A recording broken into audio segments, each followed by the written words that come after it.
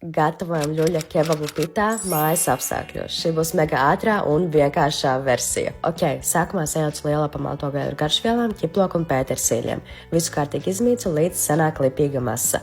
Ļuļu parasti gatavo uz iesmiem, bet par cik šī ir ātrā versija, es no gaisa masas veidoju tādu lielu taisnstūri 1,5 centimetra biezumā. Un lūk šādi sadalu. Iesaku tā kārtīgi iedalīt, pēc tam būs vieglāk darboties. Un šo visu es aplēju ar Hello Chef olīveļu. Tieši šī ir kukiņa jeb izcila ikdienas gatavošanai.